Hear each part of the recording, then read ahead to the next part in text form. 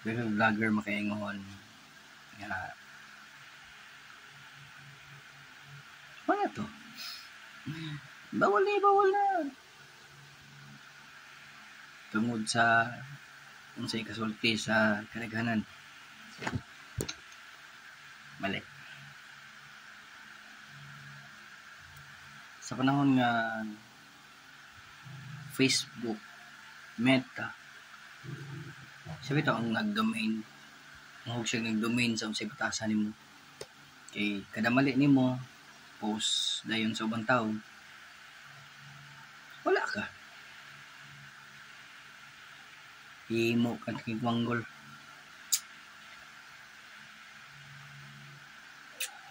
Gapas magud ang mga tao nga kung i-post Facebook madaot. Namaw. Ikaw nagdala si mong kagalingon. Kabulok sa tama sa mali. Ay pagagad. Nagdako ko nga puros mali nakita sa buhay. Pero pinapakita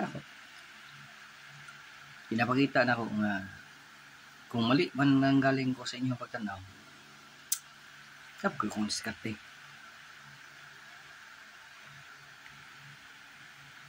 Wala akong nagagad. Tawagon ko nga baka kun tarantado, gago, may pulos, o kara. At least tinuod ko sa mga ulingon.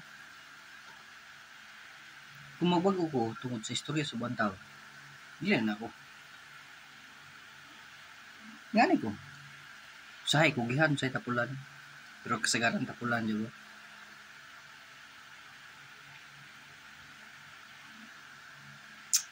Di mo ko tapulan sa trabaho. Tapulan ko maguna-una. Nga no? Kung maguna-una ako tarong, mali. Maguna-una ako mali. Samot ka mali. Oo nga, mas gipili na ako, magpakilog. Pero sahay, makabuto mo. Makatong buto sa dughan nga nagbuhat na kagtarong. Mali lang gyapon sa ubat.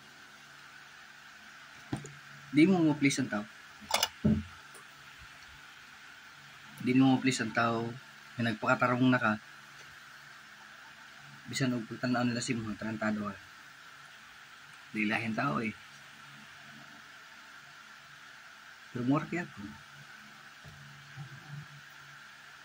Tungod sa social media, kaingon ta nga, uy, mali silang pagtanaw. Dapat atong baguhon. Not me. Kung mali sa inyo, mali ko. Isa na. Dili tayo sa balay. Dahil lahat ang konsumo.